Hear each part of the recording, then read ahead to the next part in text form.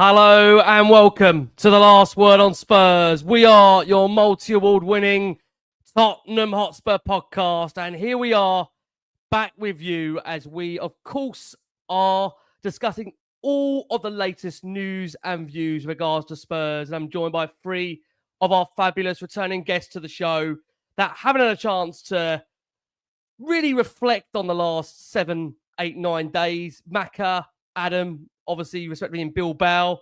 Me and Jace at the Spurs Stadium. It's been an interesting last week and a half where the pendulum has swung from side to side. Jason will be giving me devils because he'll be saying to me, I haven't changed. I haven't flip-flopped. And like I say, if you was for the very, very first time, you can find us on iTunes, we're on Spotify, we're across all major audio platforms. We're, of course, on X, we're on Instagram, we're on Facebook, and we're on Blue Sky too. Look, I think first thing I need to say on this show, just from the very, very top, is that our heartfelt sympathies and in general condolences are with everybody that has unfortunately suffered what has been a terrible incident that took place, of course, at the parade at Liverpool. Obviously, we send our thoughts, our prayers to anybody that is suffering right now, and we wish everybody a speedy recovery to those that are affected. But I say nobody should have to go to a football game or a football parade and have to go through what someone's gone through, of course, at Anfield, around Liverpool on Monday now. Forgive me, it's been a long, long week. Right, listen, a lot to get through on this last word on Spurs. Of course, there's a lot of speculation. Only Tottenham can have a situation where they've brought home a European trophy 40 years plus, ended a 17-year trophy drought, and there's a debate right now as to whether Ange Postecoglou is the man that should take Tottenham forward. Of course, that is entwined with the fact, given the club's overall Premier League form throughout the season. Heavy debates right now with regards to whether you are for the manager, against the manager. We'll be getting into that on this show and where things are. We'll be discussing what it does mean also for Cristian Romero's future, who does seem, to some degree, it feels, with Romero's future, maybe entwined with Ange Postecoglou. We've had a cryptic from Romero over the course of the last 24, 48 hours that maybe suggests he does want to continue down the same path. So we shall see. We'll also be discussing Ryan Mason, Tottenham's assistant head coach, that is understood to be a target for West Brom.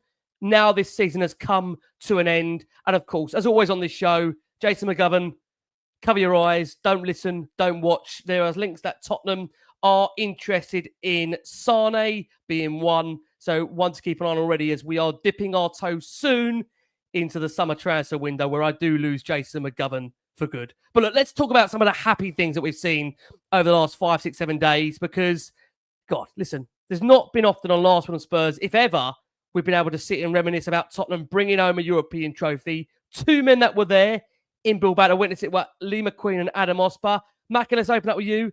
Loves you back on Last One on Spurs. You're looking fresher and fresher every time we see you. You'll have to let us know what the cure is. But how was Bilbao? How has the last 5, 6, 7 days been for you as a Tottenham fan? It's been absolutely bonkers. And good evening, everybody. I echo your thoughts that you just said about the Liverpool fans. I hope they're all right. And obviously condolences to their family. And yeah, I mean, they're etched in my mind, the songs, we're on our way to Bilbao, we're on our way. I mean, it's just absolutely everybody can share in the same thing. Look at that guy, Heung-Min for our listeners. We're putting up a picture of the whole squad, Heung-Min obviously lifting the trophy. And it was just one of them. It was never in doubt for me. I came on the last show. When was it, Rick? Was it week before the final? And I said to everyone, I suggested to everyone, you've got to manifest this. You've got to make sure this happens. Sarah G in the comments has already picked up that we did it because we're talking about manifestation and making sure that we become winners. And it works. It does work. It works in your life. And it works if we are all together and we're all positive in that way. That's why it's going to annoy me later when we get to show Ange out rubbish. Some people doubling down, tripling down because of the league defeats, where none of them on this planet would swap what we've just had for the last 7 days. Even my good friend Chris Bell in the comments. Shout out to you, Chris. Of course, avid watcher and listener of the show. And we're getting to that later. But the reality of the situation is that it depends what side your bread's buttered on, essentially. Are you a league person or are you a cup person? And I've got some outrageous stats I'm going to throw into the show later on when we get into that. But, from a Bilbao point of view, traveling out there, seeing our contingent, going in that fan park, there was no way we were going to lose that final. It was completely different feeling to traveling to Liverpool in a Champions League final, to traveling to Madrid, against Liverpool in 2019. Completely different. It felt like that we were honoured to be in that final, that we were making up the numbers almost to be in that final. Liverpool had already won it 5 times, I think, at that point. They were massive favourites, and we were just kind of happy to be there. Whereas in Bilbao, not even a week ago, Rick. It's not even a week ago, team. What's happening here? Not even a week ago. In Bilbao, it just felt we were going to do it. I mean, I had absolutely no doubt in my mind that we were going to do it. And most people I spoke to, we've done interviews, so much love. I got to say for everybody as well, massive thank you. And the love's not for me, although it probably is, you know what I mean? But the love is for Last Word on Spurs, and we are everywhere. Then fan parks, people coming up to us, asking us for selfies. Where's Rick? Where's Jason? Obviously, me and Adam were in the fan park together as well. Crackers was in there as well. There's so many of us that are getting inundated. So massive love to all of you. Before I have a go at most of you later.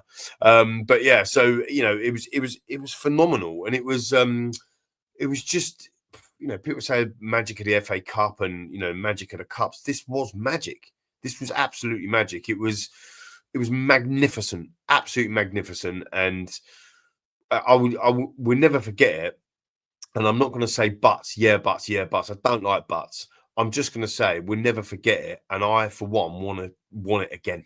And I want it again next season because it is incredible. Yeah, I mean, amen to every word there. Amen.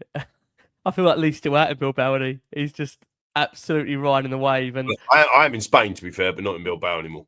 Yeah, listen, I tell you what, it has been an unbelievable 6, 7, 8 days. And I want to say, I mean, people don't mind me saying this. I think obviously we did our show after Brighton, and it's really important. I think I do say this, that I don't want that show to have any way deflected from what has been a truly incredible campaign to win the Europa League. I think sometimes when we are recording straight after games, emotions are high. I think it's really important that we do reflect the fact that, as I did actually say on that show, if I haven't made that clear on that previous episode, that, a lot of the players were on the piss. I mean, got to be honest here, Brighton was the most irrelevant game of that 8-day period. And the reality is we saw that it was all about what happened in Bilbao, the nature of how Spurs got over the line.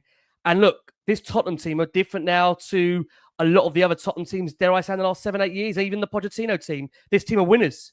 This team have got a winning tag by their name. They've got that mentality that has been driven down to them by Ange Postecoglou, and which is what makes this debate so fascinating that we're going to have a bit later on, where Maka will definitely be saying some interesting words to the listeners and the watching audience. Lovely to also bring back to the show a man that I was trying to get to during the parade, where at one point I thought we ended up really on the bus stop. He got as far as Betfred, and we were at Tottenham local. It was as far as we could try and get to each other. We had a lovely phone call afterwards, and I think as I was twisting, saying, you got to come. I couldn't get near him, but just firstly, what a week, right? What a week it's been. It's like just buzzing. It's like it just the everything about it was just incredible. And I think, for me, like I think Mac said at the end there, like winning. People have spoken for years about who cares about winning a trophy. Let's get top 4. It's incomparable. The feeling, the emotion, the joy, the tears that went on. And after the game, for the next sort of like 2 to 3 days, every single Spurs fan was glued to their phones, sharing all the content, rewatching the content. The parade was on my birthday. My wife was kind enough to let me postpone dinner so I could go up to the parade. And I spent my birthday there, and it was unbelievable, out in Bilbao.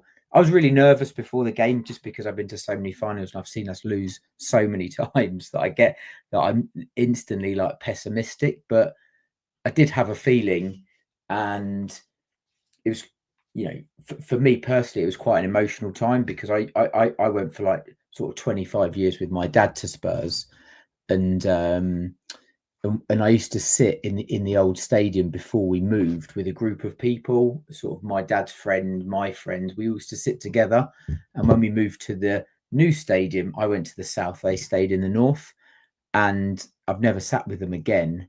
And after the Bodo Glyn sort of first semi-final, I basically said, I think we need to sit together if we get to the final. And we did. And it was quite an emotional time at full time. But, you know, so I'll give you an example, right? This is how buzzing I am. I'm wearing a Spurs shirt. Yeah, I never wear a Spurs shirt. Yeah, I went to the gym the other day in my Spurs shirt, crowing around.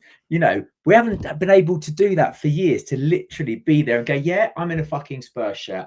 We are the European champions. Fuck you. Sorry if I'm allowed to swear. I don't know if they were children, but, you know, that's what it was like. It was like gooners trying to say, yeah, but the game was crap. The goal was crap. And I was like, European champions, just absolutely just at them, you know. And I saw Maka before the game, and he did instill that belief in me. He could be a football manager. He's like a younger, slimmer, less good-looking version of Ange Postecoglou in terms of his motivational speech and the way he is.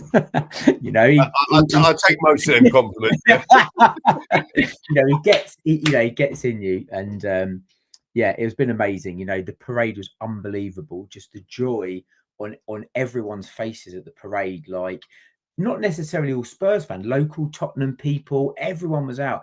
Everyone was in an incredible mood.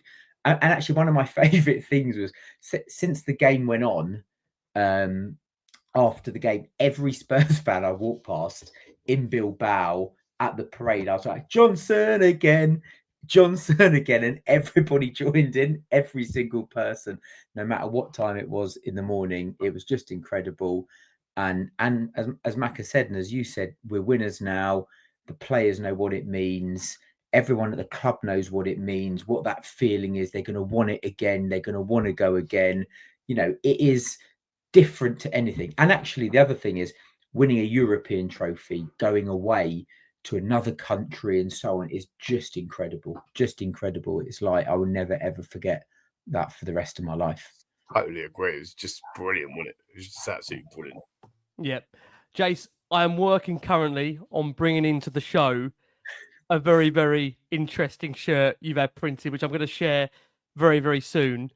Before I do share that, just sum up. I mean, look, we were together at the parade. It was such an emotional day to spend together with so many Spurs fans. You know, the little huddle of me, you, Pat, and TJ together. We tried to bring Ads in, but we just couldn't get him on. We couldn't get him over from Betfred. That wasn't because Adam was in the betting shop. It's just because you could not move on the high road. But as was sending me a picture, he ended up on James Maddison's Instagram feed at one point. Just sum up your emotions, Jason. I know the hard thing is that I don't think you have come down, because even like this morning, and just to be clear, we're recording this on the Tuesday morning. And obviously, we've had a lot happen since the Tuesday. It's nearly a week gone by. Jace is sending me all the images from Thailand and how people are having their parade over there and how he's having these shirts printed. I mean, Jace, you are refusing to let this mood come down, are you? You're just refusing.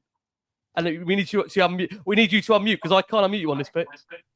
No, I think my music playlist is still totally on Tottenham songs that have been blaring out the window for anyone. I think the whole street is fed up of hearing Waka Waka coming down the street. I don't think they can quite get over that. But no, it was I must give out a shout out to all the Thai Spurs, because to see them arrange their own parade through the streets of Bangkok, all on the top of buses and things, was just brilliant scenes. And I'm delighted I'll be going out there in a few weeks' time to catch up with a lot of them, and it's just brilliant. But I think, when I was going through all the pictures and things, I was uploading them to the computer, Rick.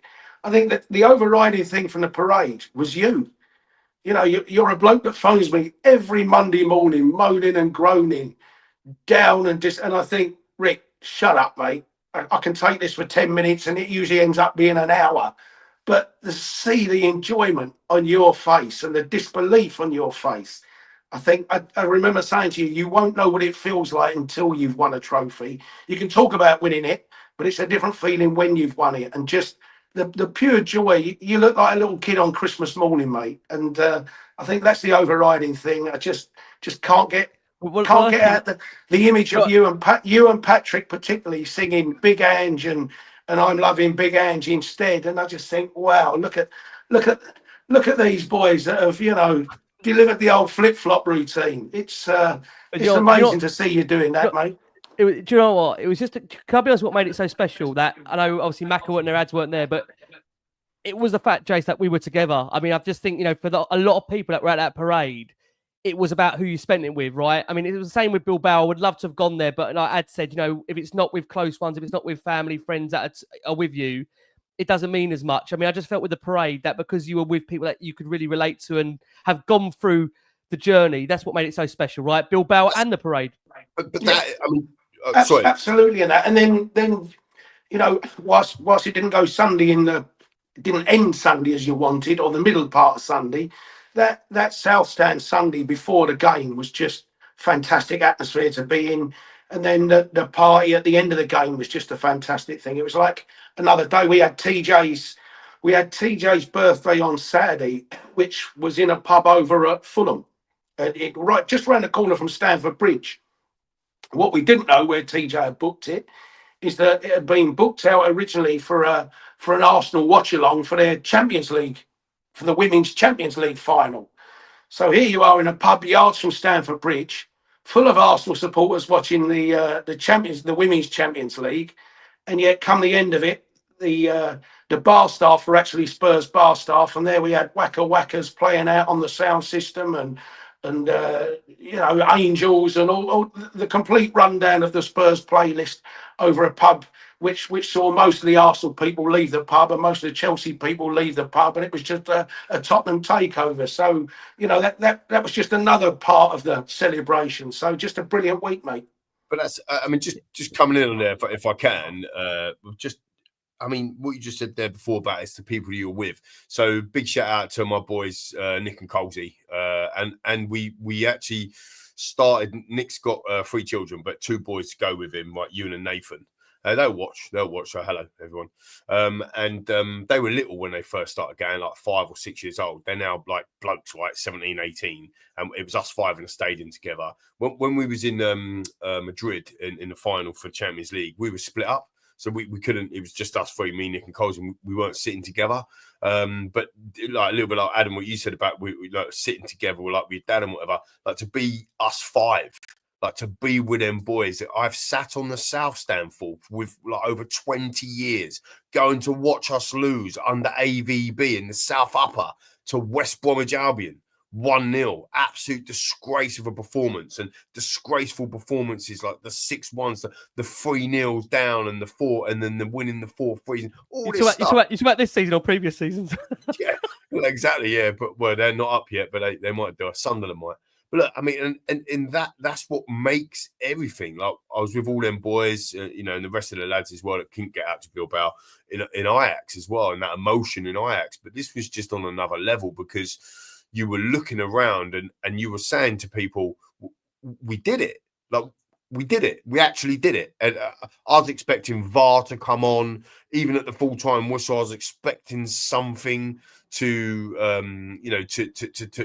take it away from us, because that's Spurs and that's what happens. And this is what I was trying to say to you right at the beginning of the show about mentality and manifestation and thinking positive and making sure that we're going to go and do it. Because we did. Like we did, and we are champions, and we didn't fluff it. It wasn't a contentious decision. It weren't this, it weren't that. We deserved to be there. And when people talk to me later on about the league form and they talk about this, that, and the other, Mickey van der Ven and Cristian Romero, when they're on it, clean sheet after clean sheet after clean sheet, and he wrote the league, right? It's a true story. So if you have them in the league, you start getting clean sheets, right? This is the reality. So it was just. I'm just trying to pick out some, because what I also loved about the social media, and I'm still scrolling. Well, I put a tweet out, it went mental. I'm still scrolling. You've been scrolling since last. Honestly, I can't stop. I'm surprised I ain't got arthritis in my thumbs. My screen time's 11 hours a day since the final. I got a notification. It's like I can't look at what that screen time is. Like I can't. It's gonna get. But what I love is the different angles from the different fans of the footage that they've picked up, the stuff that you don't normally see. That's so good. And you think, oh, I didn't see that bit before. And I saw that from this angle because I was there, but I didn't see it from that. I just absolutely. And look, for all of the banter we're going to have later on about Ange in, Ange out and all that sort of stuff, like, we are an incredible fan base. Like, you know, we've gone through some serious 225,000 at the parade. I mean, Don't tell me we're not a big football club. That is insane. Tell me we're not a big football club. That is insane. And I think Ange said it in his presser, and Alistair, friend of the show, Alistair Gold, obviously top man, Ali Gold, he said it in one of his videos as well, about kind of the amount of games that we've had to go for. I think it worked out to be about 852 or something games that we've had to watch without winning a trophy or having that feeling that we've all got. I mean, that is insane. The other one was Ricky made the one on the pod after the game, which was an interesting stat about like how many finals we haven't scored a goal in. 44 shots, and we haven't scored in the last 4 finals before Fred and Johnson. And that was So to actually celebrate the goal as well, to celebrate a goal in such a massive finals also. But you make the point, you referenced Ajax before, Lee. Like, I went to Ajax and And I said, like, I don't think anything will ever top that, ever. I said after the semi-final, even if we won the Champions League final, I don't think anything will top that as a game. But it's not even close. No, and this is the thing. I totally agree, bud. And this is the thing about that whole feeling, is you have to take yourself back to them feelings. You know, I've got some statistics around the Poch here, and he was absolutely phenomenal, this guy. And we all love him, and he was absolutely phenomenal. But at the end of the day, he didn't get over the line. He didn't give us this feeling. And nor did Jose, and nor did Conte, and nor did Nuno, and nor did any of the others. Stellini, the lot, right? None of them. Stellini? Well, he was in after it. He meant Ryan Mason, whatever it is. We had so many caretakers. We've forgotten who the permanent managers are. He had 2 games, didn't he? He got sacked after he beat Man City, and then beat Man City, and then got pumped like 7-1 or something at Newcastle, wasn't it? And this is the ironic thing, isn't it, the team and all the viewers and listeners, is that we're sitting here totally reminiscing already. It's only 6 days old. I don't want to let go of it yet. We're going to be champions for an entire year, which is absolutely brilliant. We are the champions. We've got another chance to go and win a Super Cup. Is it Super Cup? As well. Yeah, against either Inter or Paris Saint-Germain. Absolutely. We'll be watching that game tomorrow for sure and having a little look at that. And yet we're still sitting here. Only Tottenham could be this way, where we've just ended our trophy drought after 17 years, 41 years in Europe. Absolutely. And here's the thing, Ali Gold, I don't want to nick his stats, but they were brilliant. And it's good pal of mine here, Chris Bell, said it earlier. If you're still with us, mate, he said it earlier in the comments about, you know, it's unacceptable. And I was having this debate earlier with Patrick, wasn't I? You know, love Patrick. I left you to it. I didn't get involved. No, you did. Yeah, Jace weighed in. I think Jace was surprised I didn't get involved. I didn't get involved. Jace was right. No, Jace knew I was doing a good job. That's why he just left me to it. You know what I mean? But the reality is that, you know, we're talking about it's unacceptable. It's unacceptable in the league. It's also an anomaly. It's also an anomaly. It is not the acceptance. It is the anomaly. And people are saying to me, yeah, but it's a mindset thing, Lee. You can't be accepting that. Mate, do you know how successful I've been? Like, don't talk to me about bloody mindset. Like, I know what it's like to win. I know how to go and win. I know how to do them things. And sometimes you got to pick and choose the things you go after. And that's exactly what Ange did. And he won. And it's just insane. Do you know what I'm saying? I think as well, like the other amazing thing, like after the game, like for me is the watching the emotion of the players over that after the game, all the way through the parade and stuff like that. Like, their togetherness, that's what builds teams, isn't it? Winning, it's what brings people together. They've been there together. They've been through the bad times, and they've been in here now. It brings you together as a group. And, you know, I know we're going to get onto the Ange bit, but for me, like, watching how the players are around him post game says a lot for me about how they feel about him. You know, so this is a prime example. Reguilon was the player that went to get this flag, and he hasn't played. And he got a medal. Yeah, of course he did. Yeah, but like, do you know what I mean? So yeah, he could be angry. You know, he could be like disappointed and stuff like that, and hate Ange because he's never been played. But everyone seems to like the manager. And I've said this loads of times on this pod before. For me, the reason he's wasn't sacked was because he's never lost the dressing room.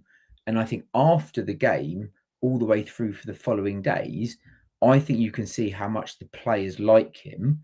You just got to listen to his speeches, man. Everyone, as soon as he speaks, right, he is a brilliant speaker. You know, and you've heard it throughout all of the different clubs. They talk about how he narrates and stuff like that, and how he motivates people, and you can see it in just the little bits that we get to see. You know, he's brilliant in how he talks. That's not, by the way, the message about Ange's future. That little text message you heard there. It might be. The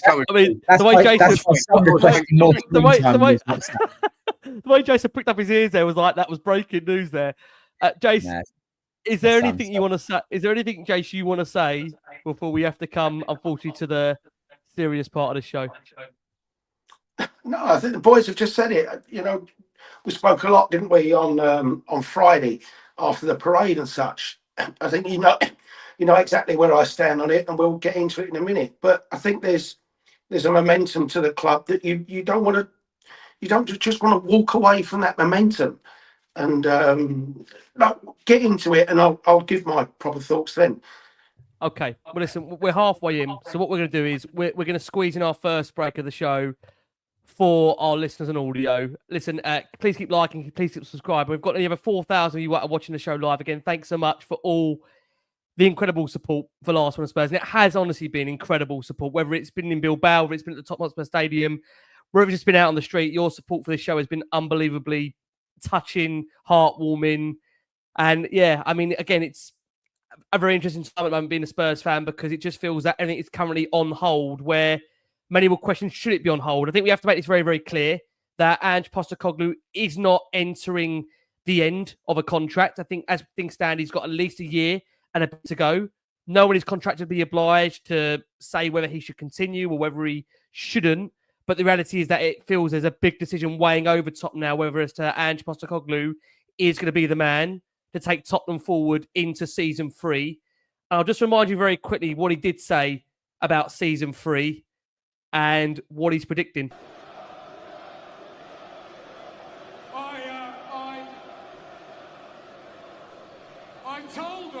I told them and they laughed.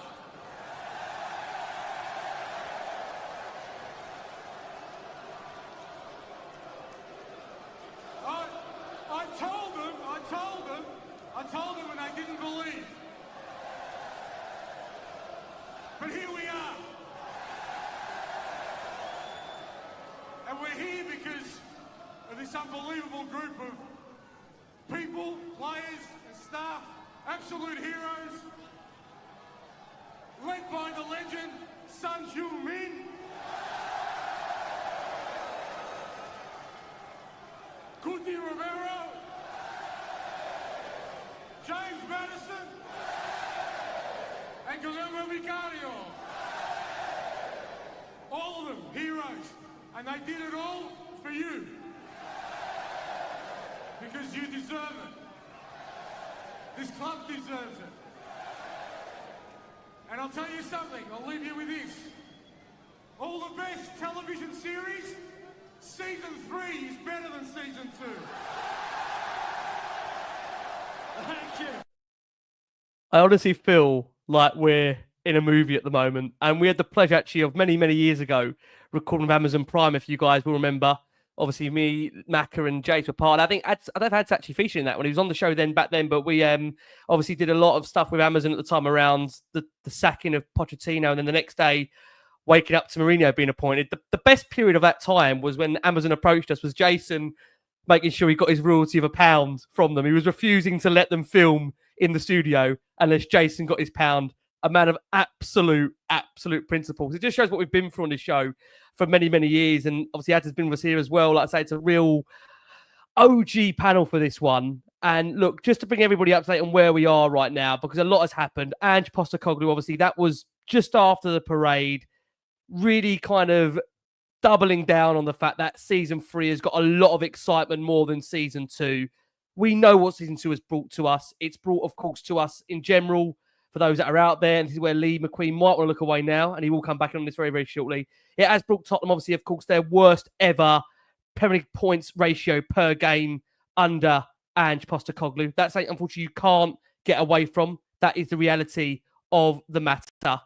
Obviously, in doing so with that as well, in tandem, he did obviously bring home for Tottenham a European trophy. Tottenham, obviously, the first time they've done that in over 40 years. Ange Postecoglou at the very, very top and centre of Tottenham firmly ending that trophy drought. Now, friend of the show, Alistair Gold, has provided an update with regards to Ange Postecoglou's future and where things are currently at this moment. And of course, in the land and world of Tottenham, anything can change at any time. This is where we stand at the moment. A decision over Ange Postecoglou's future as Tottenham Hotspur head coach is unlikely to take place this week. The Australians made history at Spurs by leading the club, as we know, to their first European trophy in 41 years with that victory over Manchester United in the Europa League final in Bilbao. That, of course, was followed by a memorable open-top bus parade through Tottenham with the trophy in front of an estimated 220,000 supporters around the world. Football London understands that there remains a chance the 59-year-old could stay in place as head coach after ending Spurs' long trophy drought, which has brought a huge surge of gratitude from the fan base behind Postecoglou and a feeling among many of them that he has earned the right to carry on into next season. We, of course, played you out that clip there where Ange, in his opinion, believes season 3 will be better than season 2. We did, of course, see during that Brighton game, just the 3rd minute in, fans bellowing out the Ange Postecoglou song. We then saw at the very, very end of the game, Ange being very much celebrated by fans around the pitch. This is what Ange Postecoglou did say following that game against Brighton and where he believes his future is. Let's hear from Ange on this point. I'll be honest, I've been finding it really weird talking about my future when, we were, the emotion of the last 3 days, aside from the game itself, and obviously, the players are allowed to celebrate that, but I think irrespective of that, just the emotions of the last 3 days was all going to be a bit of a difficult, tricky one for us today. First half we competed well. Probably could have had a second goal, which kind of would have made it a little bit easier for us. Even the second half, Brent's got a great opportunity, but you could tell in the last 35 minutes we'd run out of legs, and kind of understandable from the players. Yeah, look, I think it's fair to say I think the last few days have shown, how the club can be when it is. It's a massive club. It's got such a massive reach. People are very passionate about it. You've just seen, you've seen the sort of outpouring of emotions over the last 2 or 3 days. What it means to people, and that's something we need to build on. That's something we need to sort of tap into, and moving forward. That when we're all together like that, you show the force of the club, and that's what a trophy does. That's what doing something like we've done the last sort of couple of days does. I think it just means people feel that extra connection, and want more of it. Yeah, I'll be honest. I've been finding it really weird talking about my future when, like I said, we've done something unprecedented. So I've had to answer the questions because no one else at the club is kind of in the position to do so, I guess. But I can't answer that question about me and my future. And like I said, part of me is kind of thinking, well, why am I even been asked that question? But it is what it is, and I've got no doubt though that this could be a real sort of defining moment for this club, because like I said, wherever I've been, I've kind of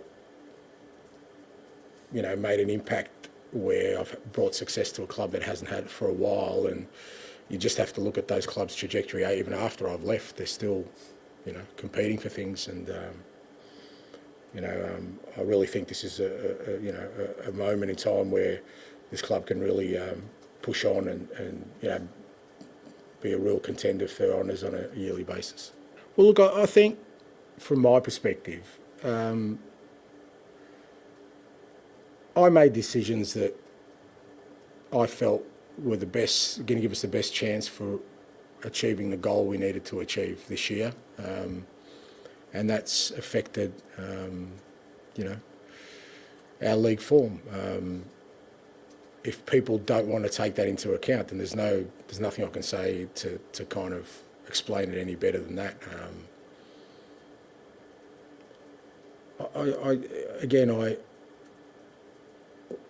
I came to the club when it finished 8th.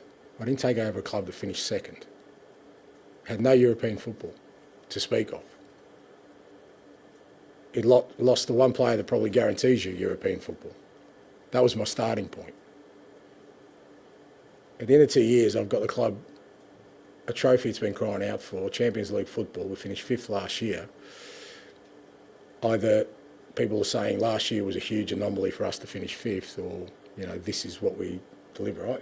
I've got no doubt next year we'll be in a much stronger position in the league, challenging for the top places. I've got no doubt we'll tackle Champions League with the same determination that we tackled the Europa League. I have no doubts about that, and I think if people are seeking any more evidence about me, then there's nothing that I'm going to say it's going to convince them if they haven't seen it in the last 2 years. So there you go. That was Ange Postecoglou after the Brighton game, perplexed as to why there's questions about his future. Before we do get into this debate, I hope no one is saying this, guys. Look, so many of you obviously watching us here live. Please, I say, keep liking, keep subscribing. I think this is a really important show. I think to kind of transcend, if we can, out to the worldwide fan base of Tottenham, just to get different views and opinions as to where this is, because there's going to be a lot of different feelings on this show for sure. I can see Mac is already gearing up. He's got the blue book, I think, at the ready, or the stats ready to go. But this is an important first question that I need to ask you all. Jason, to start with you, do you understand why there are questions about his future? Yes, I totally understand why there's questions, because 22 Premier League defeats in itself as a number isn't acceptable. It's totally not acceptable. But I'll probably come at it from a slightly different view, Rick, regardless of who the manager is, in that what next season, rather than saying who do I want the manager to be next season, I'd look at it as what do I want next season to be? And if you say, well, we can't lose 22 games and we want to be competitive in the league again and finish in the top 5 on merit, well, there's a bloke who's currently sitting in the chair that's ticked that box. He did finish 5th, but we went out the cups early. If you say you want Champions League football to be the most important thing next year, there's a man sitting in the chair that's ticked that box. If you want to win a trophy next year, there's a man in position that's ticked that box. So, what do you want the season to be? If you're saying, I think Tottenham should be in the top 3 next season, then okay, then there's a man sitting in the chair at the moment that hasn't ticked those boxes, in which case you can talk about a change. Rather than just saying, do I like Ange Postecoglou or do I want a different manager? If you say that he finished 5th, yeah, but we fell away that season badly, but you want Iraola, for instance, that after 26 games this season was 5th and finished 11th, so you're replacing a man that fell away badly to be replaced by a man that fell away badly. That doesn't make sense to me. So, you got to be very careful in what you want next season to be. Do I think success next season, if we finish 5th and didn't win a trophy, is that really what we want Tottenham to do next year? In which case he has shown he's capable of doing it. So I don't understand why people think that just because we've lost 22 games this year, we'll definitely lose 22 next season. There will be an upturn in players. Players will have a little bit more belief. And if we, I'll probably sit here and I say, I don't think we'll win the Champions League next year. if we didn't get out the group stage and was knocked out in February and you had a run at the FA Cup and so you finished 8th and won an FA Cup next year, is that an acceptable season for people? Would we take that? So, work out what you want next season to be and then tell me who you can guarantee will deliver that season more than the person that's already delivered probably what you want him to deliver next season. I know Lee's absolutely bursting. Lee, I don't want to do this yet. I just want to go to Adam next, purely on the basis that I think it's interesting to kind of get different viewpoints. I know obviously me and Adam have been speaking throughout the season. Is it fair to say that we've, in our own kind of mindset, have been up and down? I think if you'd asked me, and I'll say this on the show now, I think if you'd asked me my opinion pre the final and pre this week, I think many will know that I've had serious doubts about Ange in general. I think my biggest concern for me is his sustainability to be able to perform over a 38-game season. I think what he has shown in the Cups and what he has shown in one-off games is that he has got the ability to adapt, to change philosophy, to actually change in-game in the most recent games. And I think that will be a frustration for many fans as to why we wouldn't have seen that earlier. Having said that, Ange has come out and made it clear from his perspective that from January onwards, he was all in on the Europa League. And had the league, I think Jason actually said this to me actually during the season, had the league maybe had more jeopardy to it, we may have seen a different scenario when it comes to the league form. And this debate is obviously heavily at the moment in the Spurs fan base as to what the right and wrong thing is to do. I can see both sides, and I think people shouldn't be put down for either wanting maybe a change or for backing Ange Postecoglou. Where are you at in terms of Ange's future and how you see this panning out? Yeah, you know, like I flip-flopped on this loads, and I think I was reflecting back on this, and I think when I was on the pod maybe 6, 7, 8 months ago, when we weren't doing so well, I'd say everyone's going Ange out at that point, and I said, for me, I just want to see a manager given the full season, not that knee-jerk sacking, get somebody in as soon as the form goes really bad. And I reflected on this after the final because I thought, had we done that, I don't think we'd have won the final. We'd have probably got somebody else in. We don't know who it would have been. It would have been a transition period again, and would have probably gone out to Frankfurt. So there's merit in actually saying, you know what, just see it out for the season. The other side of it is I've never hated going to Spurs as much in my time as I have this season. I hated it. I didn't enjoy going. I hardly went. I sold loads of my tickets. It's been miserable. Really, really miserable. I've never been so disengaged. I got a bit more engaged and a bit more excited in and around the semi-final. And I said to you, when we had this conversation, I said, I don't think even if we win the Europa, it will make up for how bad the season was. And I've been totally wrong because I don't actually care about the season anymore. It's forgotten. We saw that Sunday as well. Yeah. I up until a few weeks, up until last week, I was like, right. And even I said, even if we win the final, I think he should sail off into the sunset as a thank you very much. That's me, and he should stand down. But watching the semi-final and the final and everything to do with him, how he's spoken, how the players have been around him, how they've been afterwards, if you just, like the speech that you put up of him on the stage, I was watching the players, not him. If you watch the players, they're all in it together. They're all like sticking up for him and so on. So they obviously like him. There's obviously something there. Tactically, he can change things. He's shown that. He's shown tactically he can adapt. We can defend. For me, the biggest thing for me, which I've seen, is we have to keep those two centre-backs fit because they are transformational. They change us from an average team to you could argue that they're the best centre-back pairing in the league, or they're up there with the best centre-back pairing in terms of a pairing. They are, through the quarter-final to the final, as a pairing, faultless. They did not put a foot wrong. They were sensational. And that, for the way Ange plays, that defence bit and, is fundamental for the attacking bit. I think, based on everything that I've seen, he deserves a crack at it, because I actually think people forget, and people have posted in the chat, Inzaghi. Inzaghi is another Conte who everyone absolutely hated.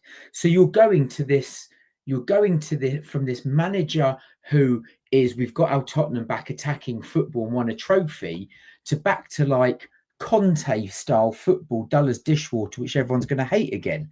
And that's the biggest thing. Brighton as a club are brilliant at transitioning managers. Levy's got a track record of being terrible at that. He'll bring in somebody that's completely different. So it will derail whatever we do. If we sack Ange now, it will be a deflator, I think, for the players, a deflator for most of the fan base. And I also think we've then got to trust that Levy is going to pick somebody that's going to get it right and take us on. And I just don't think he's going to do that, personally. So for me, I think Ange has earned the right to have a summer. He already alluded to the types of players he wanted: experienced Champions League football and so on, the fact that the younger players are there and so on. And I think he's earned that right to take it forward. He's still got a feel-good factor. And for me, I've said it over and over again. I know you're desperate to get me off. This is probably the longest I've ever spoken about being in this pod. But for me, you're matching Mac and McQueen over there. Go for it. Carry on. The way he talks, the way I just feel, the way I saw the players, I've always said this. I've always felt the players, he's never lost the dressing room. And that was so apparent to me since we won. So apparent. And that's the fundamental thing. So if the players are with him, he can do it tactically. He's proven that. And we can sign well. I think he deserves, another crack next season. Can I just say one thing before I bring Lee in? This is really important. I know Jason and me and Jason, I've known Jason I've known Jason over 10 years. We have banter all the time.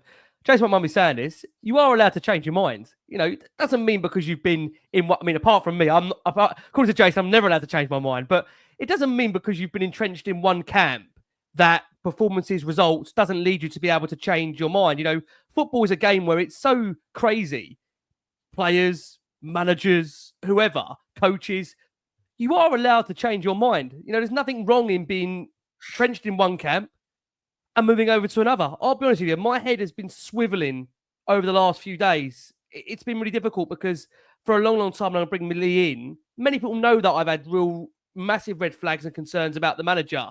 But I think just to kind of put my cards on the table, I'm at a point now where there is currently no obvious managerial candidate out there that Tottenham are actively moving for right now. And the feeling, I think, touching what Adam said there, is that when you look at the scenes of the parade, the way the players have actually come out and seemingly backed him, there seems like a really good vibe and a good momentum around Tottenham. I think what you've got to weigh up now is if Tottenham were to sack Ange Postecoglou and a new manager comes in and doesn't get off to a good start, this is my gut feeling. I think there'll be a huge amount of pressure that goes back on Daniel Levy. And that's why I do wonder that whilst it may have felt for some an absolute certainty that had Tottenham not won the final, Ange would have lost his job, I think given what we saw in the ground, given what we've seen since, as the boys touched upon in their opening segment about the parade, it's leaving Daniel Levy with maybe one of the biggest decisions that he's ever had in his chairmanship at Tottenham. Lee, let's come over to you for the... I'll say one point just before you bring in Lee, just on that, right? The suspense is putting for Lee McQueen. Go on, Ed. Sorry, you remember when we got Nuno, like that, how long it took to get managers, everyone turning us down? Well, listen, 72 days, 70 plus rounds as well. Imagine how deflating that would be if Ange went and then we did that type of process again. You want to trust Levy to do that? No way. No way. Sorry, Macca. Over to you, darling. Go on, Mac. Yeah, no, look, I mean, look, I think it's fascinating. It does crack me up though. I'm reading all the comments in there as well. Thanks for all the interaction. People saying, "Yeah, but," it cracks me up. "Yeah, but Conte would have been successful if he was given the money," or "Jose would have been successful if he wasn't sacked," or "Poch would have been successful," but they weren't. They weren't successful. This guy did it. This is the guy. The guy that has got the seat now, which Jace was talking about, tick boxing. Oh, look, this guy on the screen right now, he provided us the best week so far, and probably the next year, because our league form's not going to be as bad as it is this year, of our lives as Spurs fans. Let me ask you a question, team. Put it in the comments. Let me know. Would you swap the last 7 days as a Spurs fan for a top 5 finish? Would you do it? There's no chance in hell anyway. And you can come at me. Don't bother me. I'm not bothered. You can block me. I don't care, right? Here is the reality. Football is emotion. Football is about being with your people, being with your mates, doing them things. And a top 5 finish does not do that. Yeah, it doesn't do that. Football isn't about, for me, it might be for you, but for me, football isn't about the money, it isn't about the business side of things. It's about winning and doing that stuff with ourselves. Exactly. Destiny. I'm with you, mate. The reality is that this guy deserves, like, he's earned the right to come in. He finished 5th in his first season. Yeah. He took over the club and he said it is himself. And I actually feel sorry for him. The fact that he has to sit in front of that press and have to defend himself like he's on the bloody Apprentice, like what I had to do in front of Lord Sugar. Why should you get hired? And you have to tell him this is why. It's like he finished 5th in his first season after taking over the club. It was 8th in the league. Yeah, he's then in the second season. He's been absolutely abysmal in the league. Abysmal. It isn't acceptable. But I'm sorry, I don't like buts. However, let me tell you about the league season, right? Mickey van der Ven has missed 30 games this season. 30 games. Just let that sink in. That is 30. Yeah? We played 60 games. So he's missed 50%, right? And Romero's missed 27. Again, let's let that sink in. 27, right? Since they've been back in his side in the Europa campaign, because he's been leaving them out in the Premier League, because yes, Brian, I remember your comment from about an hour ago. Did I actually believe? Yeah, I 100% believed. I believed that we can win the Europa. I believe. Brian, he did believe. He did believe, Brian. 100% I believed. And you guys need to start believing, because this guy's doing it. He's actually done it. And this is the reality. So, look. I said this earlier, right? It depends on what side your bread's buttered on. Are you a league person? Are you a cup person? Can you put that graphic back up about the points per game, Rick? Please. I can do, yeah. I can do. Yeah. Yep. So for our listeners on audio, just to be clear, we're just bringing up the points per graphic for Ange over the course of points per graphic, right? From Ange, from the 1950-51 season all the way to 2025. Could you just explain to me, how many title wins have we had on that graphic? How many? How many times have we won the league title on that graphic? 0. This goes back from... Oh, sorry, my apologies. How many league wins have we had? 60, 61, 62? 3. 3. Yeah, 2. Sorry, 2. That's my point. In 143 years, this club has won the league twice. It's not about we, Lee or Macca, you're being defensive or you're being defeatist, your mindset's not right. It's about saying, hey, this is who we are. And right now, we are not in a position to win the league. But we have just proved to everybody that we're in a position to win the Europa. Now are we in a position to get 6th, 5th, 7th in the league and go and win a domestic cup? Because maybe we are for next season. But it doesn't come down to Ange or Jose or Conte or Harry or Poch or Stellini or Nuno. It comes down to the same thing over and over and over again. And this is why, for some people in there calling me why am I acting a prick? Don't call me that, thank you. And the reason why is because it gets my goat so much that it is about going again, sacking the manager, going again, sacking the manager, going again, sacking the manager, going again. When has that worked? Explain it to me. It has not worked for this football club in 24 years. Are you with me, team? It just hasn't worked. And what we've done is we've built momentum. We've built a team environment, which is so hard to do. And the players might not be good enough. We had a rookie midfielder play centre-back in the best, hardest league in the world for 30 Premier League games. 30 games. Now, is that on Ange? Is it?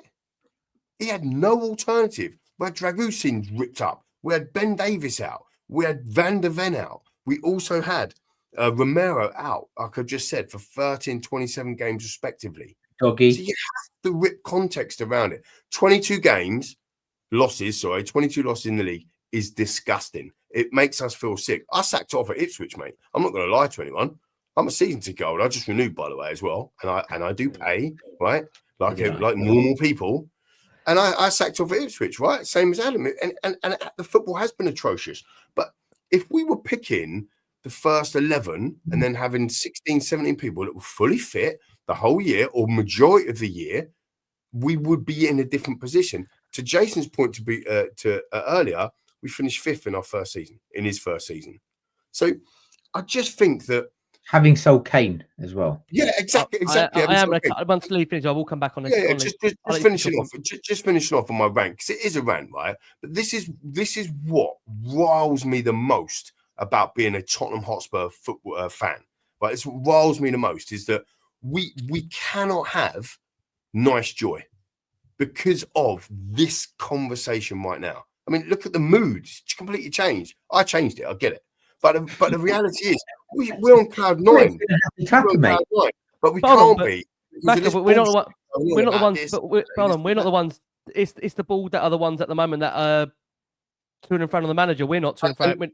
It's not us that's making us call. I think probably. Exactly. But it's the narrative. It's the media. It's everybody. Like what? Why is that? Look, Ange has to be accountable for 22 league defeats. I totally get that, but I don't believe that Ange is the sole responsible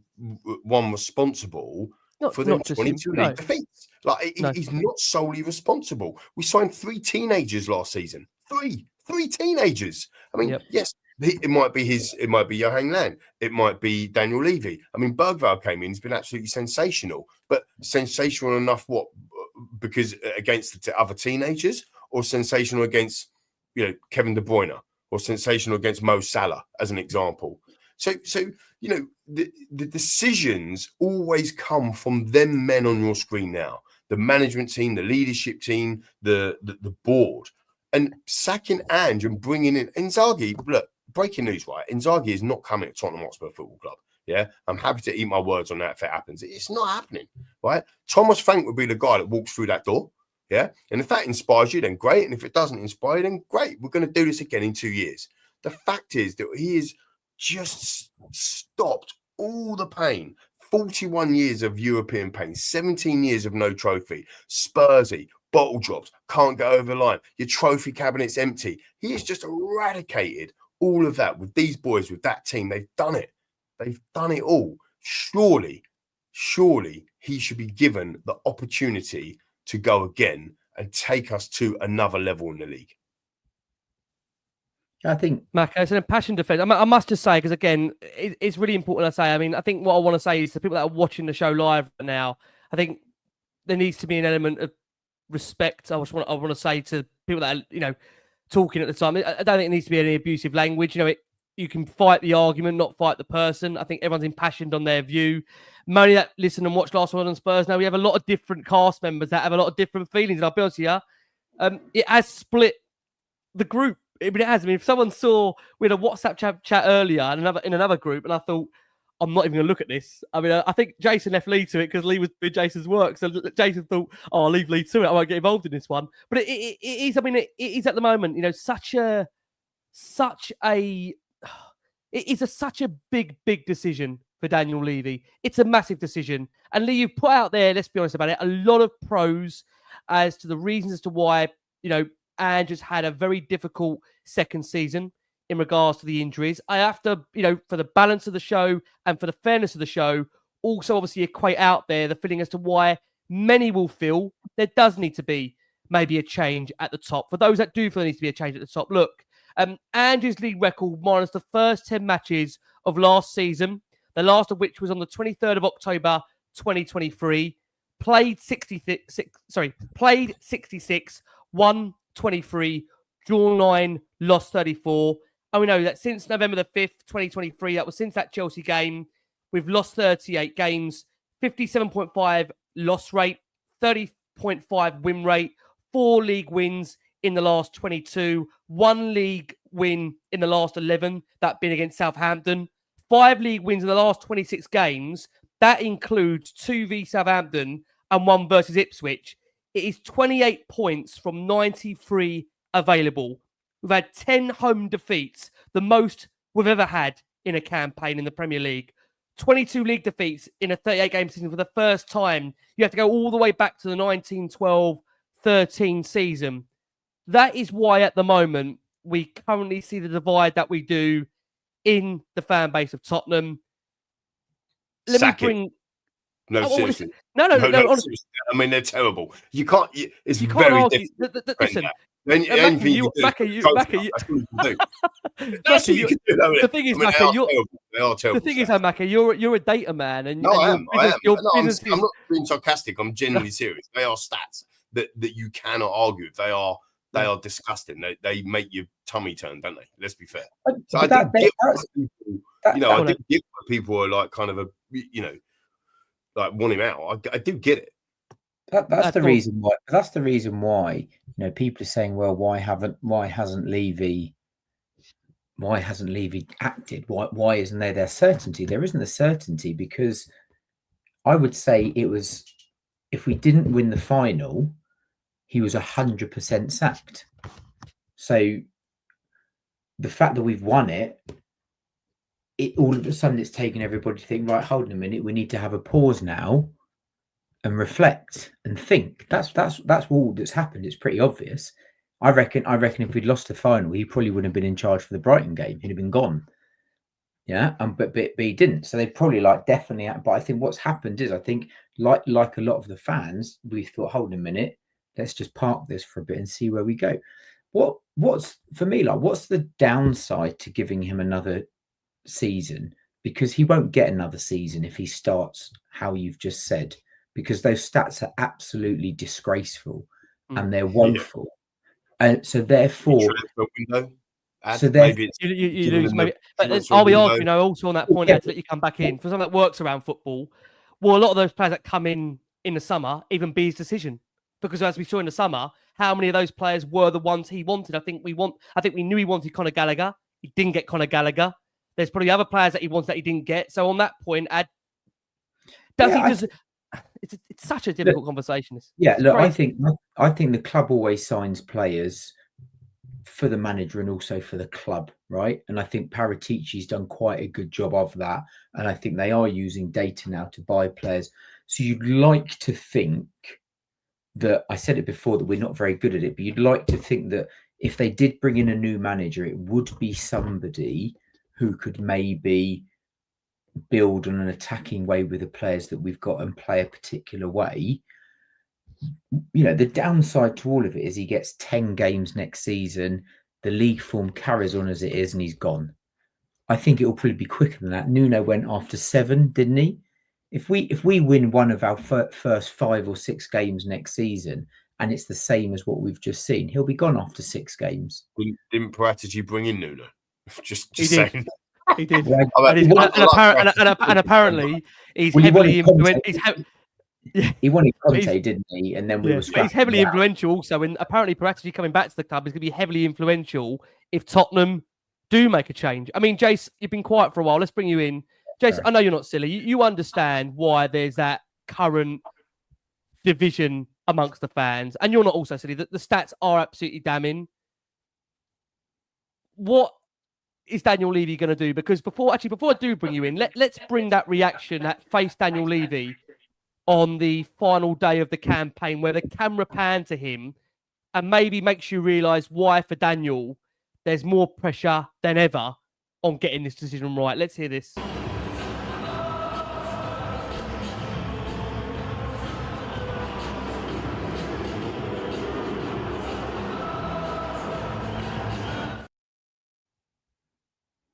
That was Daniel Levy being booed there by the Tottenham fans as soon as his face appeared on the screen at the Tottenham Hotspur Stadium.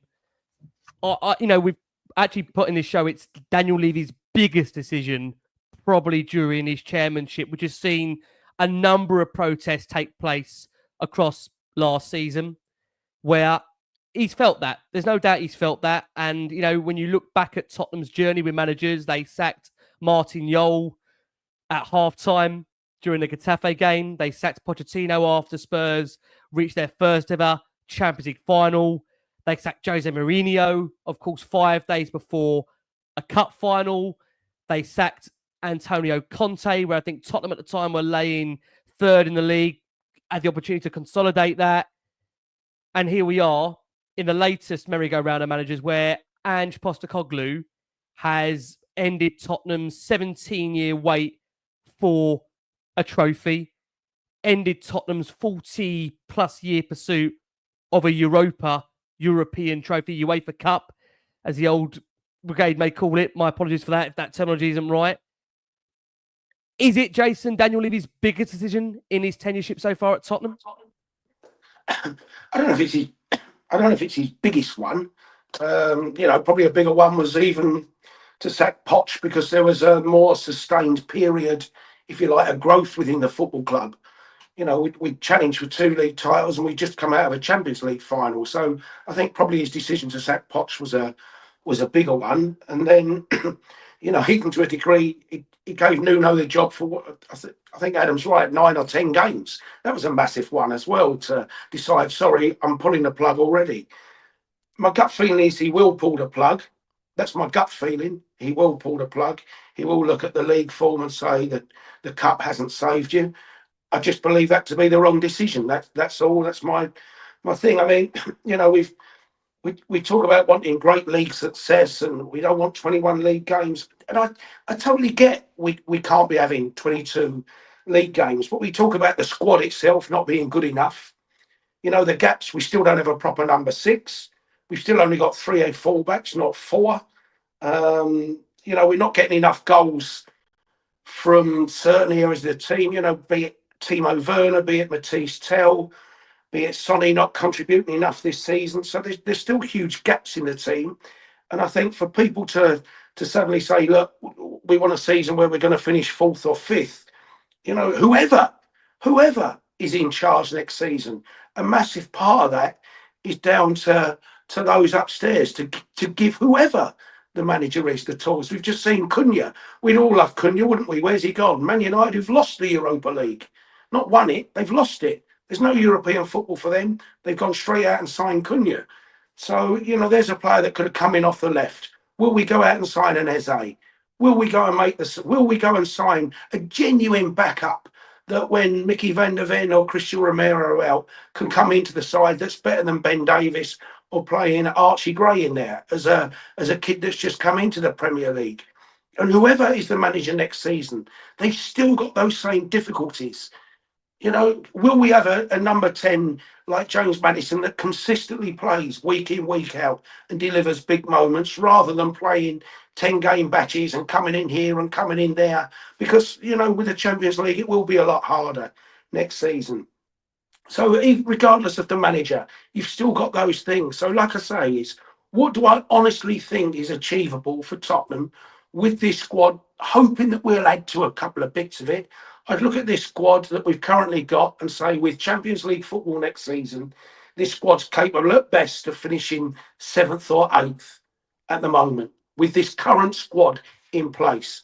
In which case, do I think Ange Postecoglou could get this squad to finish 7th or 8th? Yes, I do. In which case, I would keep him. But like I say, I think Daniel Levy will pull the plug. And let's come to you on that point. It's going to be a very intriguing, I think, next few days coming up until we get that decision. If you're Daniel Levy, which you're not, you might be able to, you're not Daniel Levy, Ed. I think it is such a big decision for him, given what he's had to go through this season and the discontent from fans and the feeling. What do you think he's thinking right now? He's mulling over this. Obviously, the league form is unacceptable, but he's seen, of course, this banner now to some degree in terms of the trophy number on there become redundant because it's a second major trophy. It's a European trophy. And I think the unique thing about that is that when you look back at Tottenham's previous European winners, I think Bill Nick that was in there and Keith Birkinshaw, I think I might be seeing one of Macca's stats here, Macca. My apologies if I am. I think those managers at that time didn't actually have great finishes in the league. I know Jason's probably eroded that from his memory because he only remembers the cups on these seasons. But I think even the FA Cup win we had, I think with obviously back in '91 wasn't. We were 10th. We were 10th. We were 11th for the other one, and I think Birkinshaw, correct me if I'm wrong, Jace, was relegated the year before, and then he got us promoted, and then we won the UEFA Cup a couple of years after that. So that's the thing. This was the point I was trying to make. This was the point I was trying to make earlier about when people say about Ed, when people say about why can't we have it all? We're striving to have it all. That's what we want to do. We want to be the best in everything. But name me one club in the top 5 European leagues that have ever done a quadruple. Like, there ain't one. You can't name them because it hasn't been done. Also, at the same, it's just that point. I will shut up. It's just that point is that sometimes in life, to be the best father that you can be, sometimes you need to drop the ball at work to spend some more time with your kids. Yeah, that's just the way it works. Because if you spend more time at work, you're not the best father that you can be. Does that make sense? You might be doing it. You might be working hard to provide for your family, but actually your kids don't sometimes care about that. They just want cuddles.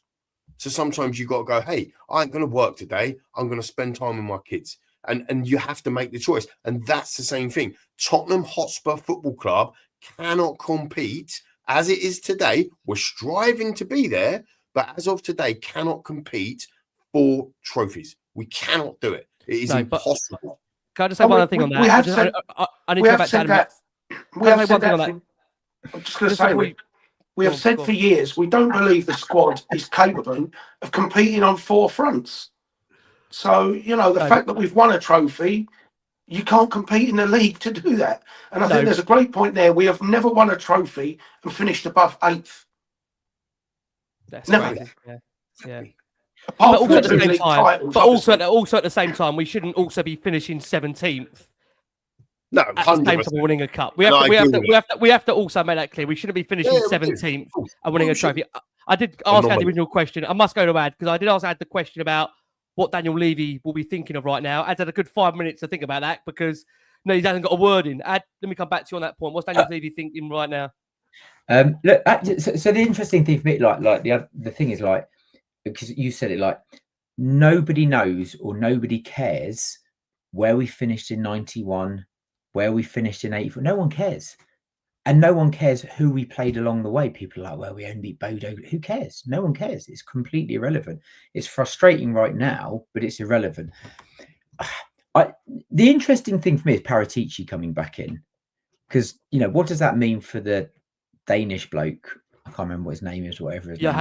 Johan Lang. Yeah. What happens to him? Is he reporting into Paratici? Is Paratici coming back in and having that huge influence that he had over the club again? If he is, that may sway the decision. I think Daniel Levy's thinking like everything that we've pretty much spoken about here right now. The league form has been absolutely disgraceful, completely unacceptable.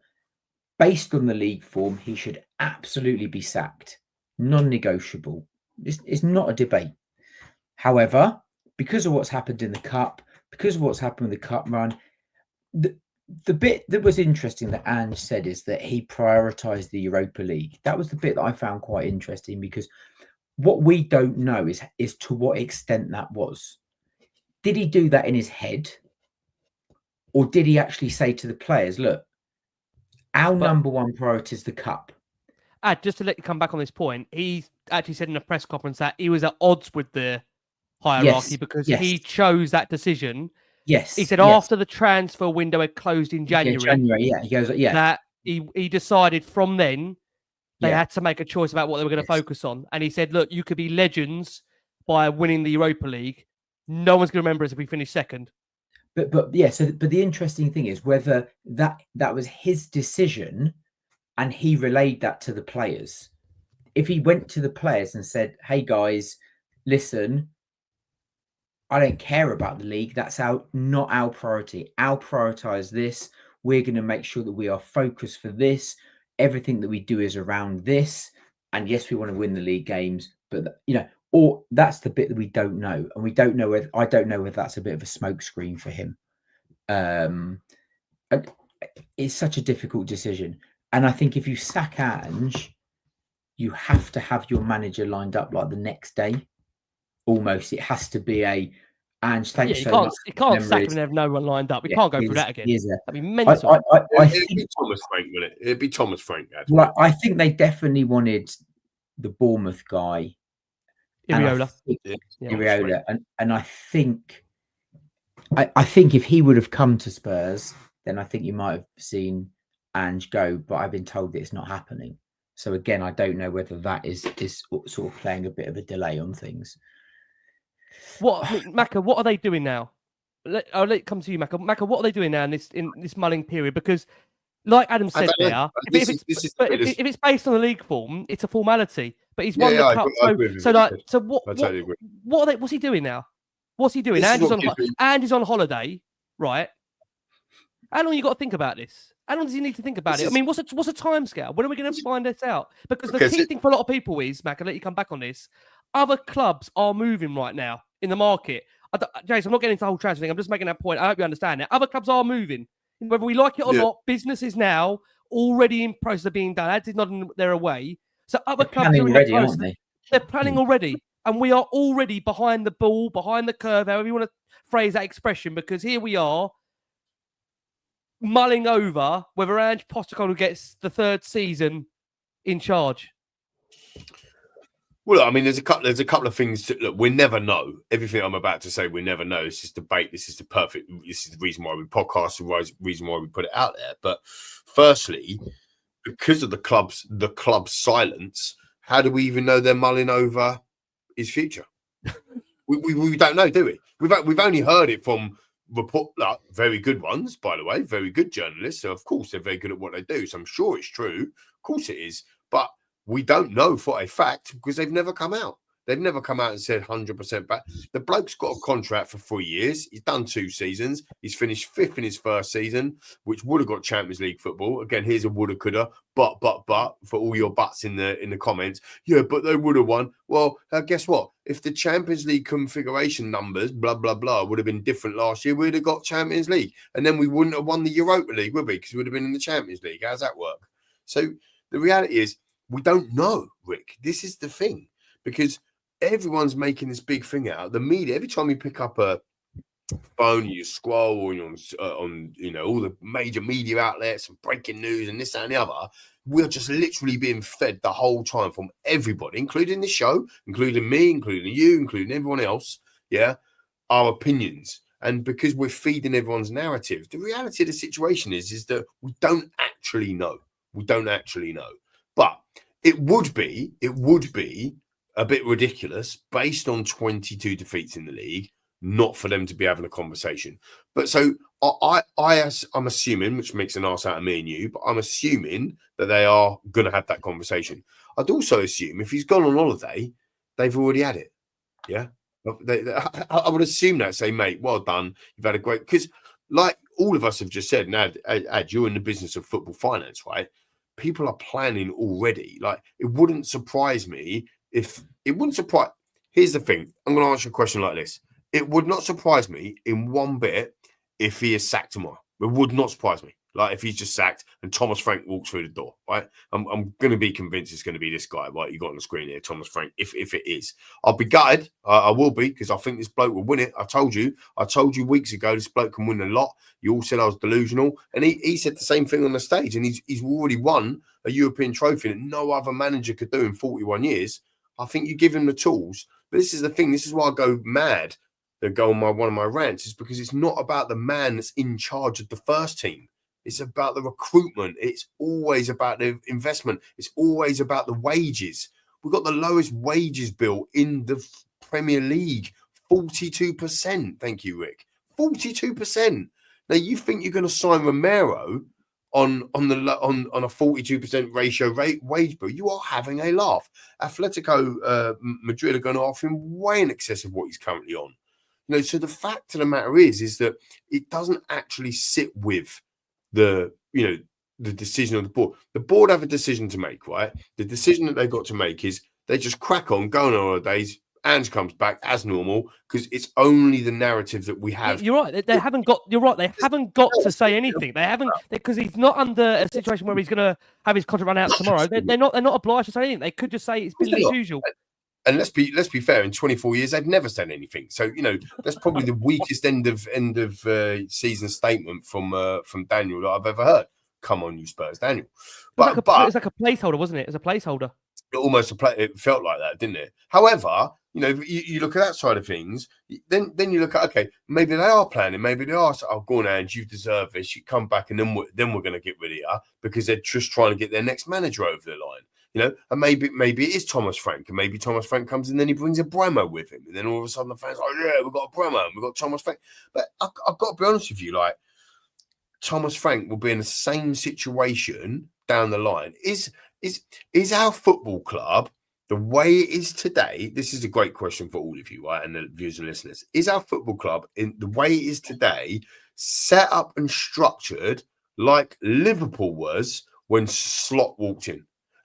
Because Slot just won the title and it was insane. Fair play. Absolutely insanely well done, mate. Brilliant. But they left that club ready for somebody to walk in. Yeah. If somebody walks into our club, they're going to have to deal with Decky going to Man City. They're going to have to deal with Romero going to Atletico Madrid. They're going to have to deal with sulkers because Ange has been sacked, because they're clearly behind him, as Adam and Jay said earlier, and you said earlier as well. And they inherit a mess. And that's why I go mad, not just because of Ange out. It's because it's manager out. That's what, after what the bloke's done, it's about momentum and continuity and keeping going. People talk about consistency. I don't see consistency in the league. How about consistency at the top level to keep somebody? The successful clubs have success because of consistency in leadership and management.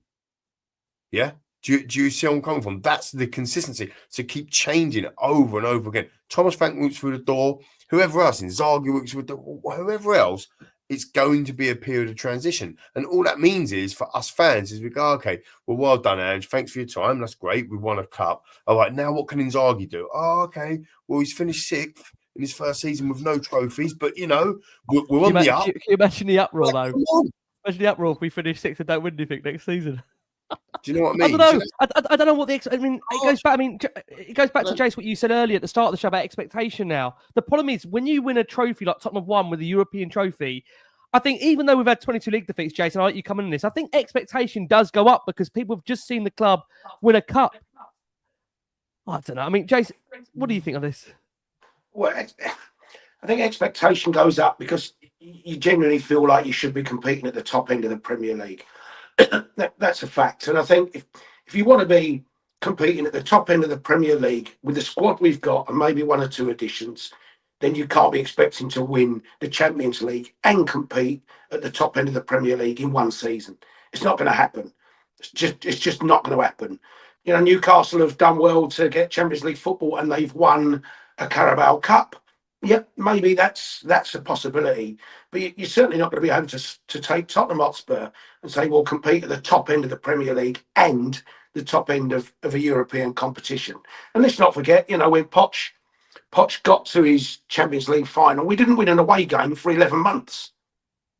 You know, we had to rotate. Here we go, Jace. There's the stats, my man. We constantly had to rotate and fall short in away games. Not bin them, but we'd have to use your Ben Davises and your Kieran Trippiers at the time instead of Walkers and Jan Vertonghen's or whatever it was to make sure that we had a team that was fit to play against Dortmund and a team that was fit to play against Manchester City and a team that was fit to play against Ajax. We couldn't cope with it then. So we won't cope with it next season, not with the current squad, and therefore it is going to be a case of having to pick and choose what you kind of go for.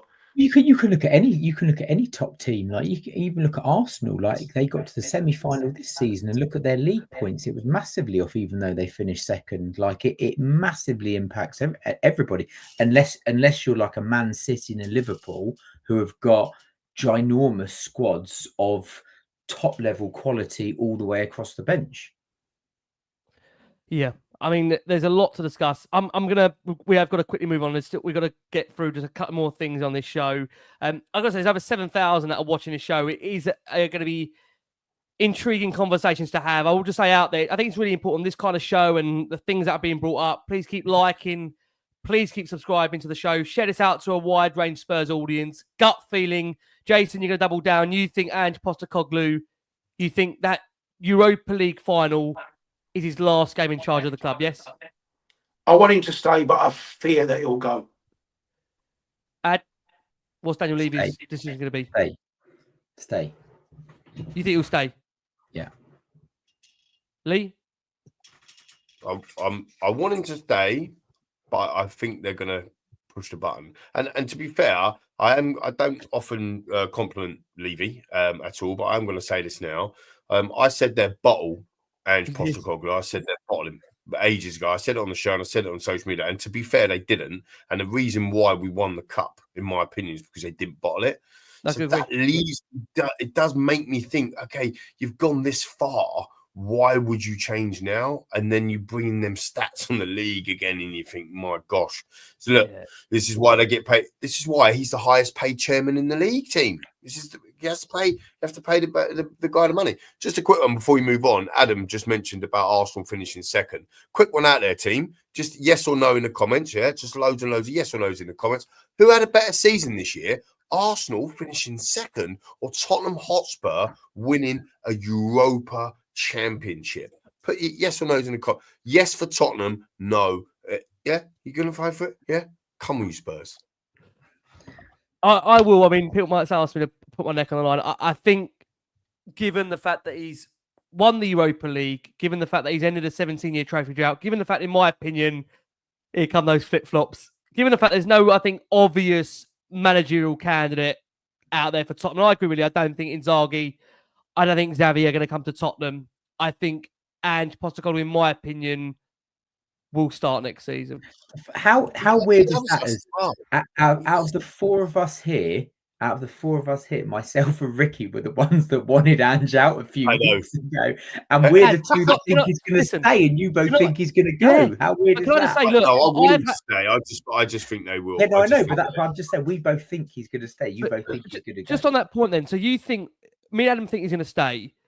Jason and Lee thinks he's going to go.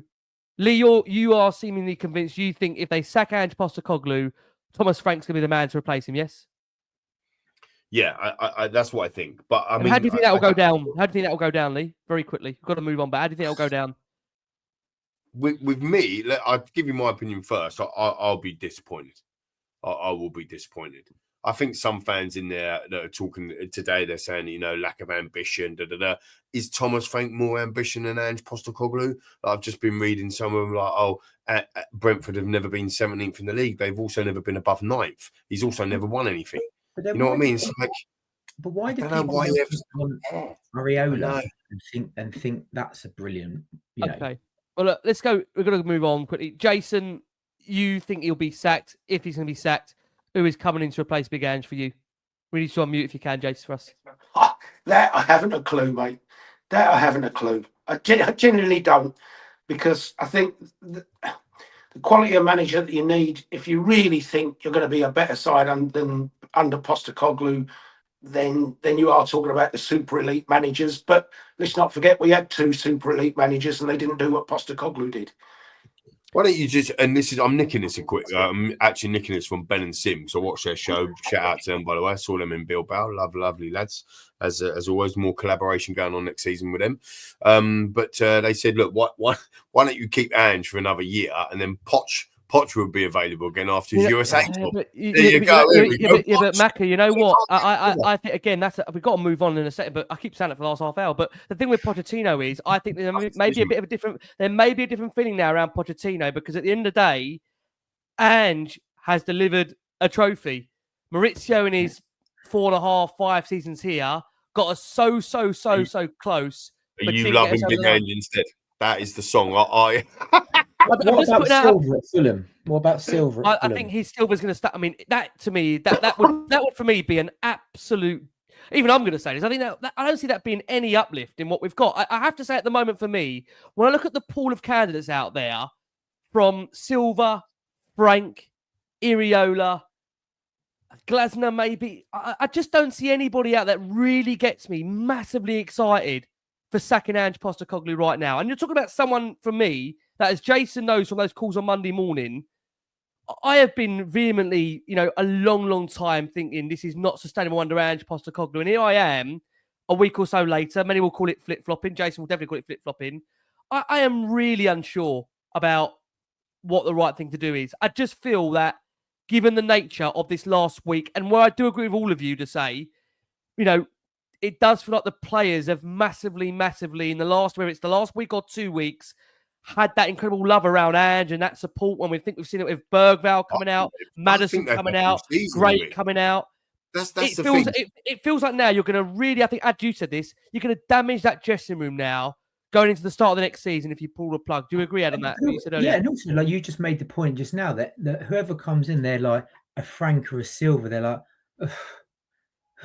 It's like, is that inspiration? Is it inspiration? Is that inspiration? Xavi, but Xavi's done nothing as a manager either. He did nothing. Didn't he get booted out of?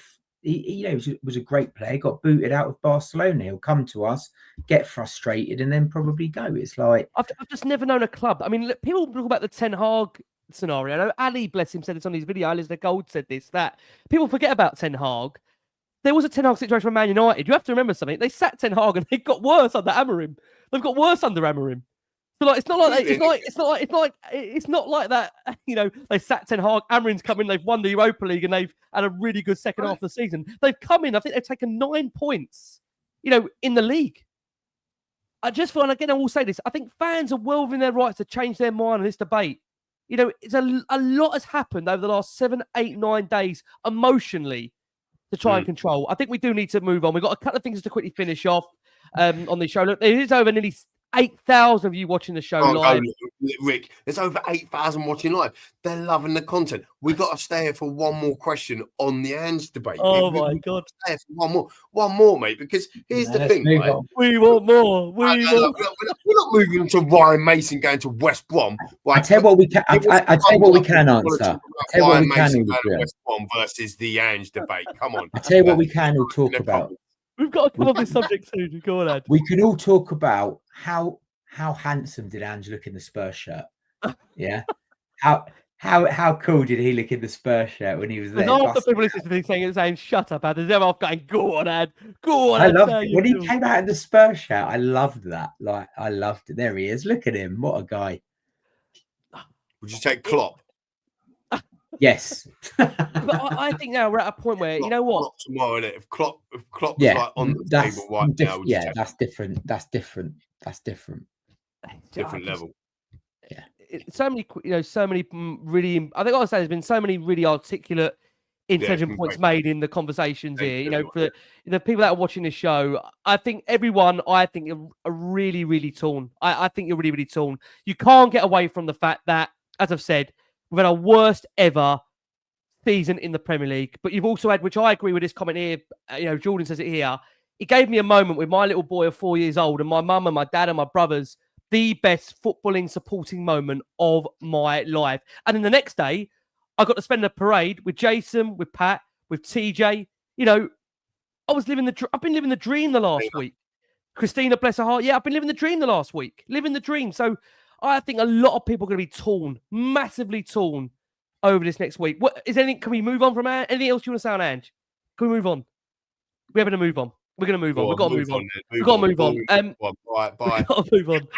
Macca reckons this is a downgrade of a conversation, but it's a conversation that has to be had. We understand that Ryan Mason is in talks with West Bromwich Albion over becoming their new head coach. Of course, Ryan has been with this football club for a very, very long time. And for Ryan, it was a great moment for him as, of course, he, has been here as a player, now as a coach, was part of the group that was now going to be seen as legends of the football club by lifting, of course, that Europa League. We understand they're due to offer Ryan Mason that vacancy this week. That is coming from the Telegraph. Very quickly, yes or no? We've got to move on very quickly. A good move for Ryan. What does that mean for Tottenham and Ange if he does carry on with Ryan not part of the backroom staff? Is it about time, Ed, quickly on Ryan Mason to move on?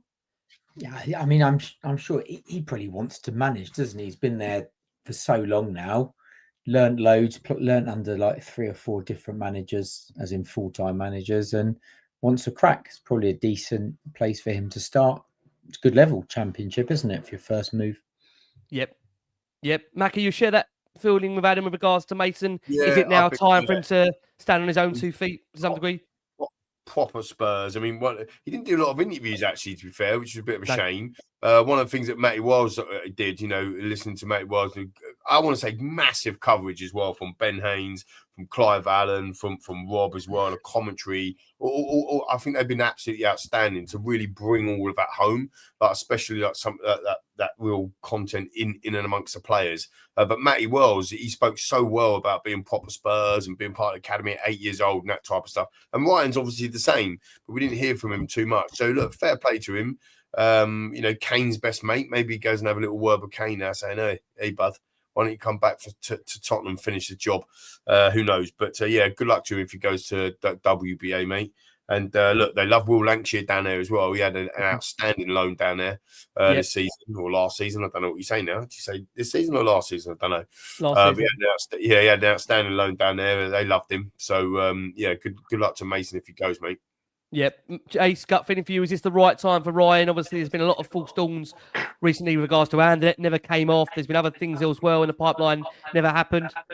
I think it's a really good job for him to get, and, we didn't stand in the way of Chris Davis, did he, when we went to Birmingham? So there's a precedent there anyway. I don't think Ange will stand in his way. I think there'll be pressure on him to succeed at West Brom because they do have Premier League aspirations, West Bromwich, and it's a great opportunity for him. So absolutely let him go and do his business. Yep. Listen, we wish Ryan all the best, but we'll see, of course, how that does play out. Right. From one debate to another, very, very quick one on this, because I knew the Ange debate would take us way over time, and it has taken us way over time. Just want to get immediate thoughts on where we are with regards to Cristian Romero.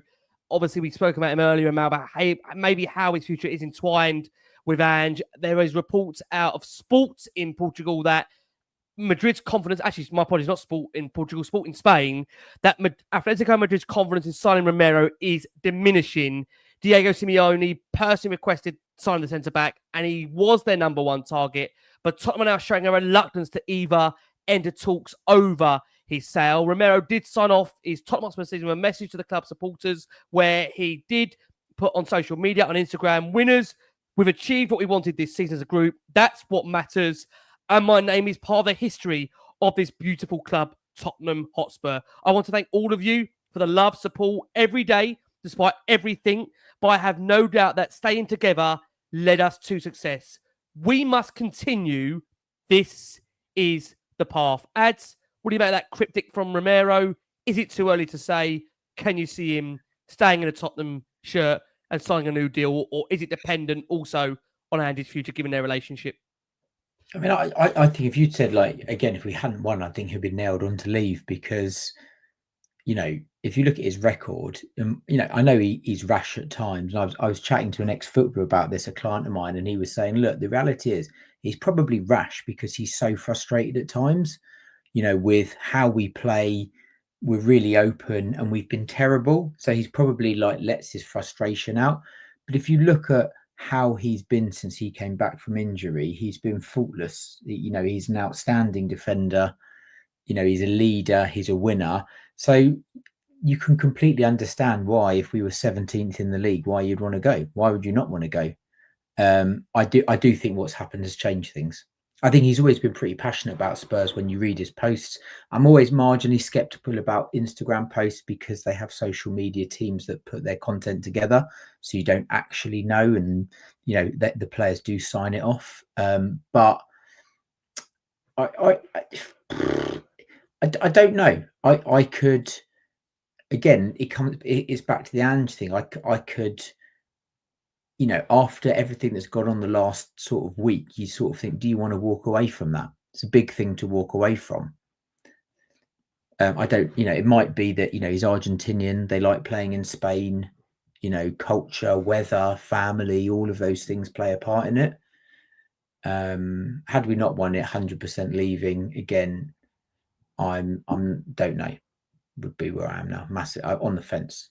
Think he stays. I've never known a show of so many don't knows. So many don't knows, isn't it? This football club don't know. Player don't know. Manager don't know. Chairman don't know. I think it's a big decision to walk away massive. after the last week, everything that we've achieved and stuff like that. Yeah. But again, like I say, he is Argentinian. They do like that Spanish lifestyle. He's got a young family. You've got no idea whether they're like, we want to bring our kids up in Spain. No, you don't know. Part of it, and the weather and stuff like that. Yeah. If it's the weather, he's definitely going. Jace, let's come to you on this point. Romero, gut feeling for you at the moment, Jace, if you were trying to weigh up staying or going? I think, like I think I said the other night, if it was Real Madrid, I'd say he's gone. And I don't blame anyone for leaving to join Real Madrid. It's Atletico. Are they any more guaranteed to win a trophy than Tottenham? Are they guaranteed to win a trophy more than Tottenham? Depends if Ange stays. Tottenham have got Champions League football, which Atletico Madrid would have had the advantage to offer him. I just think, give him the captaincy next season. Make the offer. Say, look, I think Sonny next season's a rotation player. I think he'll benefit from just playing once a week, not twice a week. I also think Sonny might actually just benefit from not having the captaincy. I noticed he said a few words this week, didn't he, that he doesn't feel he's the best captain. And I think it will be a weight off his shoulders to take it off of him. And I think anyway, if he's going to be a rotational player, I think you do want your main captain of the club to try and be your main man. So for me, I'd say to Romero, what are Atletico Madrid offering you? If they're offering you 265 grand a week, which is the types of wages top players get, Daniel Levy has to break the wage structure. He has to go beyond that 200 grand a week. And you say to him, look, there's the offer. If Madrid are offering you 265, we'll offer you 275. We'll make you captain for the next 3-4 years. And we'll chuck in a release clause that if we're not in the Champions League in 2 years from now, then you can leave for 90 million quid. And leave it in his court. And then if he still wants to go, then happy to go. But my one thing is, I do want to see a much more consistent Cristian Romero over the next 2 years as well. I don't want to see too many more Wolves performances, and I don't want him thinking 2 weeks out from an Argentina camp, if we've broke the bank and done everything we can to keep him, I don't want him saying, I've got a tummy ache because it's Argentina in 2 weeks. Yeah, so many valid points there. I think also availability is so key for Romero, because that's, I think, been one of the biggest frustrations that Lee touched upon there. When you actually look at the 5 starting players of Vicario, Porro, Udogie, Romero, Van der Ven, I know, again, there's those stats out there. I think we've only lost, 15 or 20% of the games when they've played as a back 5. The problem is, though, you can't have a situation where Romero is fit for a quarter of the season. You just can't operate like that as a football club. Maka, very quickly on this gut feeling for you with Romero. Do you have a feeling either way as to what you see the future being for him? Is it entwined with Ange or not? That situation with Levy in the early part of the season where he criticised the board over their lack of ambition. Does that have a pivotal point in the fact that it may be a bee in Levy's bonnet when it comes to Romero? What do you think? Yeah, I think there is a kind of I rule the roost type scenario with Daniel Levy. And I will be the guy that says the last word, not the last word on Spurs. We'd have him on, wouldn't we, Rick? Get him on here. The invite, I always say the invite is always there for Daniel. The invite on. would always be there. Yeah, and always be with the respect on this show for sure. It's always but there. He does seem to kind of rule the roost as kind of like, that final judge, like, that you have that kind of, my girls, a lot of you see him on social media and stuff. My Millie Lottie and us, they're obviously Spurs. They call him Voldemort. That's what they call him, because he's like the evil guy, like, the James Bond villain or whatever it might be. So I do think there's an element of, okay, you pissed me off early in the season, so I'm gonna, But I also do think that there is something intertwined. And you mentioned earlier, last week, last 2 weeks, the players seem to be together. I think they've been together the whole season. And I think that's one of the reasons why we won the cup in the first place. We don't get to see that until it's overspilled on social media like it has over the last couple of weeks. But I actually think they've been together for the whole time. And to be fair, players like Mickey van der Ven, players like Decky when he was injured the first time round, this is going back October, they've always come out and said, we're back in Ange, we want to be, the thing that warmed my heart was when he gave him a massive hug after he did the mic drop speech and whatever, and you just thought, I mean, he was drunk. Let's be fair. He definitely had a few by that point. I said on a group dinner, imagine what he was like after the World Cup win. If he was like this after winning the Europa League, he must have been absolutely sozzled, mate. No wonder that's why he didn't come back for ages, wasn't it? Yeah, exactly. That's why he didn't come back. But I mean, all jokes aside, it does feel like that they've got a huge respect for each other and they know what they're doing. And that statement was a bit cryptic, wasn't it? But it was also like, I don't know, he was almost saying, like, we have to stay together. So, i.e., I'm staying if Ange is staying. Like, but you can, I don't know. Who knows? Who knows? We never know, actually. We never know. But, and I think that's just touching upon that again. I don't want to keep, harping on about the board again. But this is why it's so frustrating to be a Tottenham Hotspur fan, because we shouldn't be in this position. We was in this position after the Champions League final. And all of us said, all of our feeling after the Champions League final was, we need to kick on now. Okay, we didn't win it, but we need to kick on now. Okay, we need to kick on now. And they sacked Poch in October. I mean, that's not kicking on. I'd have gone down with Poch. And also under Conte, they let you come back on this. I think we had that situation under Conte, wasn't it? We actually finished in the Champions League places. We had that big situation where I think the delegate was going out to see Conte as to whether he would continue, if they were going to go see him in Italy. I mean, I've never known. Have you ever known a situation where we had this continual cycle over 2-3 years? You're left waiting at the end of the season, right? What comes next? Why can't it just be, well done, you've had amazing season in the cup, shocking in the league. That needs to improve. We know what we've got to do. We're all together. We go again. And we'll go on nice summer holidays. We sign 5 elite players in the summer. We pay the wages and then we win the league next year. I mean, that's how it works, isn't it, for Man City? Why can't it work like Tottenham? Doesn't Lee McQueen's world. Like the point that was made before was, and Lee made it, before, like, people are only asking the question because the media aren't asking it. If no one asked it, if no one said to Ange, are you going to be here next season, it wouldn't be a discussion. No, I agree. But it's because Peter's being asked the question, he goes, well, no one's spoken to me. Well, why do they need to speak to you? Yeah. To say, why does anyone need to come out and say, right, yeah, he's still the manager? Because he's under contract. So until you hear otherwise, he's the manager. Yeah, this is the thing. I mean, say for example, Inzaghi comes in, right? Again, I'm not digging anyone out in the comments. Loads of people said about Inzaghi, right? Why? Yeah. Why have they said about Inzaghi? Because somebody somewhere in the press or in the media has said Inzaghi, right, is an option. Well, this is the link, isn't it? And earlier in the day, Inzaghi apparently is someone at Tottenham. Apparently, all his. We have no idea if this bloke even knows how to spell Tottenham. He probably doesn't even know where N17 is. Like, he's probably looked at Conte and thought, well, I ain't going to that shit show. Why would I go there when my fellow countrymen... Can't say that Conte's is serious. He's about to walk out of Napoli, but I know what you mean. Yeah, but he just won a title. Like, that's what I mean. This is what he does. It's absolute craziness. So, like, why would... Inzaghi's... Correct me if I'm wrong, isn't Inzaghi in the Champions League final who plays tomorrow? Yeah. Fucking hell, are you like delusional? Like, you call me delusional? Seriously? Inzaghi, don't do it to yourselves. It's Thomas Frank team, or it's Thomas Frank or Ange Postecoglou or David Silva. What's his name? David Silva, Marco Silva. Yeah, it might be. Wouldn't surprise me if Tottenham do sack Ange and bring David Silva in. Nothing would surprise me about this football club.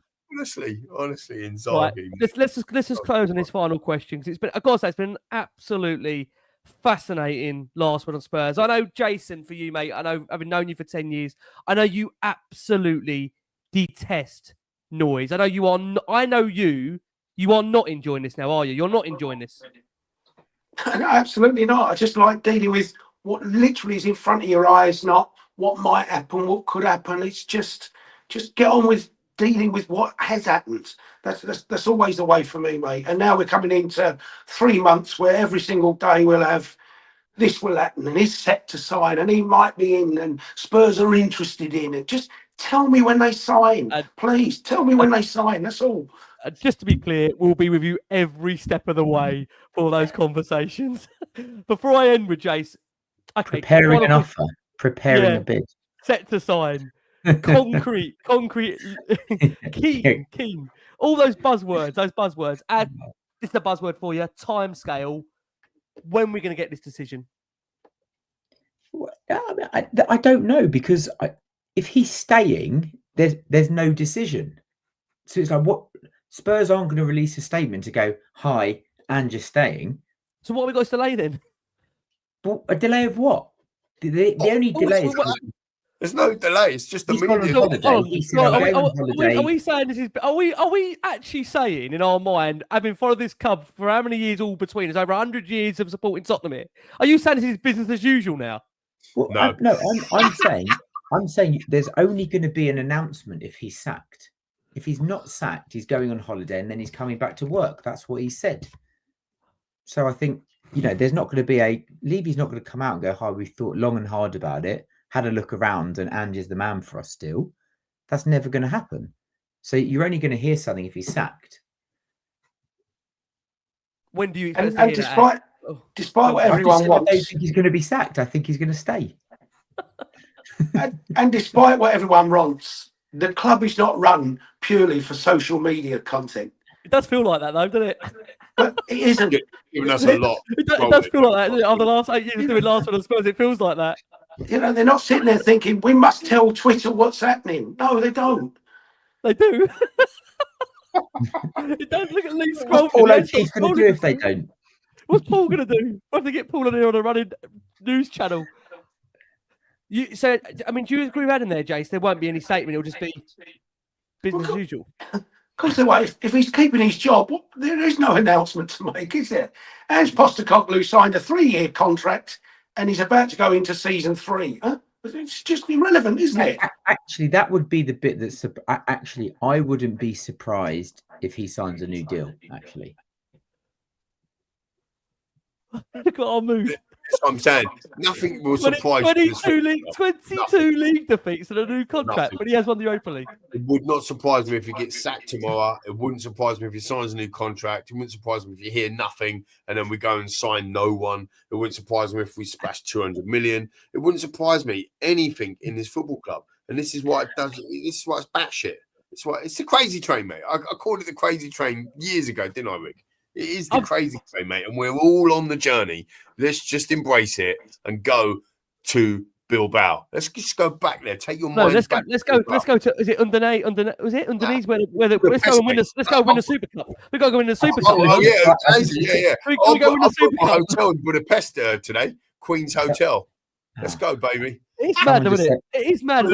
We could pick up two. We could pick up 2 trophies in the space of 4 months, and here we are debating about the manager. I mean, it's been a crazy season.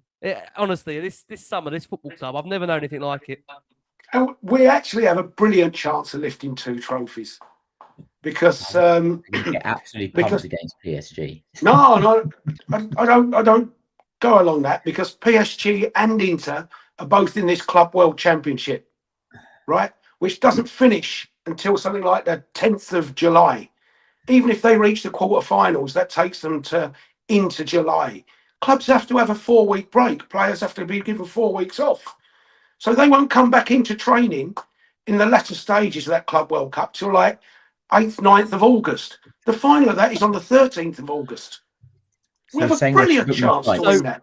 Shall I book my flights? So just brilliant chance to win it. Go on, Macca. I've been sent a link to book a flight, so shall I do it? Do it, Yes. do it, mate. Go and book it.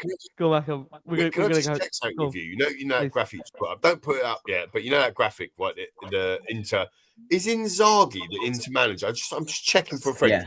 Yeah. Yes. And if Inter win the Champions League, just checking for a friend. If Inter win Champions League, do we play them in the Super Cup? Yeah. But just checking for a friend. So would that then be Ange Postecoglou versus Inzaghi? I mean, you literally could not make this up. Would that be the final of or that would be the Super Cup, right? Yes. I mean, literally, that is the coldest thing Ange Postecoglou would do. The club come out and say, "Hey, we've signed a pre-contract with Inzaghi to take over," and then he beats him in the Super Cup or something ridiculous. I don't know how that would work, but back for another parade. Yeah. And then do it all again. I take the it. new manager. Yeah, but are we keeping it? Are we keeping it with two cup trophies but 22 league defeats? I mean, is the Super Cup's a big cup? I can't deal with it. Charity Shield Anything, mate. Charity Shield isn't a major trophy because it's a one-off game. Oh my God. It's a major trophy. It's absolutely counting. Do you know what I've established though? After 2 hours of doing this show, we're nowhere near any closer to knowing what's going on than when we started the bloody show. Let's close. Let's close. This is what makes the show so good, mate. Oh, chaos. it's going to be Stop the fascinating. games, mate. 22 league defeats and a European trophy. Such a chaos. You got to 2 laugh, European man. trophies. There we go. We're going to get the Super Cup. He always wins in his second season and then his third. Remember, the third's better than the second. Listen, let's close. Ad, thank you so much. Always a pleasure, mate, to have you on. I'm sure we'll be seeing you across the summer. Well, hopefully the next time you're on, there will be a bit more clarity as to Tottenham. But I can't promise you that because it's Tottenham, right? Who knows what we'll be in the next time you're on. Cheers, guys. Unbelievable. Pleasure. Jace, thank you, mate. And I hope for your sake, because I know how much you absolutely hate noise. Hopefully the next time you're here, we'll have some clear clarity, right? Well, it'll be in August, so we should be. Because I'm not doing any of your bloody transfer window shows, that's for sure. We might have to get you on an emergency pod depending on what we do with the manager. Don't rule that out yet. I've got your tie date. I've got your tie date. How's them emergency pods for our good friends down the road? How were them emergency pods? I saw Lee Judges jumped on an emergency. Good old Lee. Fair play to you, Lee. Yeah, but I saw them on emergency pods. How did they go down? They go down. I know you watch all that stuff, Rick. I've got to keep an eye across it. I think it's funny, isn't it? They had their parade. They couldn't even let us have that moment, could they? They had to have a parade for the women, bless them, because obviously we upstaged them by winning a trophy. That was more successful. Lee, close us out in the world of Tottenham. Lovely to have you back on, mate. I know, again, it's fleeting for you. We're going to see you very soon. Crazy time being Spurs, right? Nothing. Macca, in the 8 years we've done this, has anything really changed? Not really. Well, why not a trophy? Carl Walker, 50 million. Do you know what I mean? Go sell Romero now. Do you know what I mean? For 60 million after we just won a trophy. No, look, what's changed is that we're winners. We're winners. We are winners. We are champions. No one will ever take that away from us. And that is my feeling through the summer. No matter what happens, it's not in our control. We've all got our opinions, and thank you for all your different opinions. I don't like the prick language and all that jazz, but you get kids on it, don't you? But so at the end of the day, it's. Everyone's got their opinion. I appreciate all of that. What I want to see, like all of us. So I want more. I want to see that again. I want that feeling again. And if we finish 15th next season and win the Champions League, I'm taking it all day long. All day long. Now, if I said that to you last season, you'll be like, "Oh, there's no way we're going to win Europa League." Well, we did. And actually, who knows? We got to Champions League final 6 years ago. Who knows?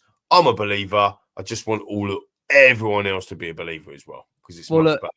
In case what does come in season 3, let's hear the man who might take us into season 3 one more time before we close out.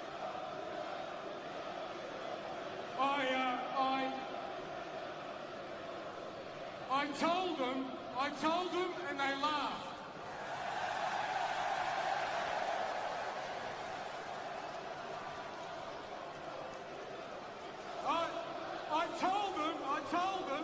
I told them and they didn't believe. But here we are. And we're here because of this unbelievable group of people, players and staff, absolute heroes, led by the legend, Heung-Min. Cristian Romero.